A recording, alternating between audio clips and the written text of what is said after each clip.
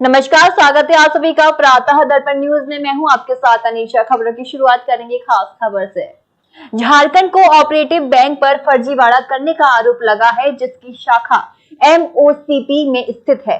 खाता धारकों ने बताया कि पिछले कई महीनों से बैंक से अपने ही पैसे निकालने में काफी कठिनाइयों का सामना करना पड़ रहा है। खाता धारकों ने बताया कि कोऑपरेटिव बैंक हमेशा बंद रहता है। जब भी हमें पैसों की जरूरत होती है, हमें पैसे नहीं दिए जा रहे हैं। सैकड़ों की संख्या में खाता धारकों ने यहाँ पैसे जमा किए हैं, जिनकी कुल रकम लगभग लाखों में होगी, फिर भी पैसे नहीं निकल पा रहे हैं। जब भी पैसों की जरूरत होती है तो कोऑपरेटिव बैंक में ताला लगा रहता है।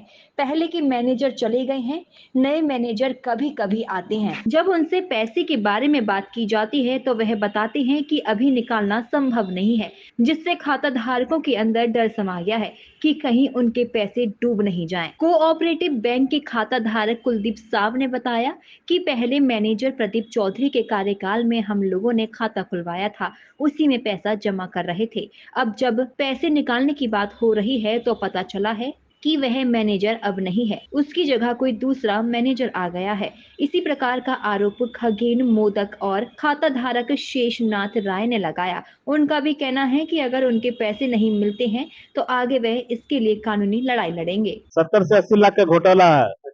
और सारा पैसा जो है ना चौधरी खा गया। अब किसी को पैसा चौधरी कौन चौधरी? हाँ, हराधन चौधरी का नाम है। हराधन चौधरी। आप पैसा मांगने जाते हैं तो आश्वासन देते हैं और किसी को पैसा दे नहीं रहे हैं। आप बोले मेरा बेटा गया था, गाली देकर भगा दिया। हाँ, तो मेरा बेटा को एक दिन हम लोग गए थे उसका ऑफिस में करमाटाण, तो वहाँ गए तो हम लोग खाता तो सब दिखाए। दिखाने के बाद बोला कि ठीक है, तो हम बोले कि मेरा बेटा का जो बेटा है राजकमल स्कूल में पढ़ता है, तो उसको हमको पैसा बहुत जरूरी है, इनको दीजिए। तो बोला ठीक है, आज तो नहीं है तो दूसरा दिन भेजिएगा। तो हम कब भेजिए? बोला 2-4 दिन भेज दीजिएगा, फोन करके भेजिएगा, हम कुछ दे देंगे। तो उसको 10,000 दिया और पासबुक भी रख लिया। एक कोऑपरेटिव बैंक गए थे, वहाँ एक आपका कैशियर है कुलदीप कुमार रवानी, उनसे बात हुई। वो बोले कि मैं आपका जो पैसा है, पैसा हम देने में असमर्थ हैं, क्योंकि हमारे मैनेजर जो है चेयरमैन हराधन चौधरी सर आ नहीं रहे हैं, पेमेंट हम लोग को मिल नहीं रहा है, इसीलिए हम नहीं दे पाएंगे। हम बोले हम उन लोग को अपना पैसा दिए हैं, बैंक में अपना पैसा दिए, तो बैंक में पैसा लेने में हमको दिक्कत नहीं होनी चाहिए। आपका मैनेजर आए या नहीं आए वो हमको मतलब नहीं है, आप व्यवस्था करवाइए। तो कुलदीप रवानी जी क्या किया, वो अपना मैनेजर से बात करवाया। मैनेजर फिर अपना चेयरमैन हराधन चौधरी से बात करवाए।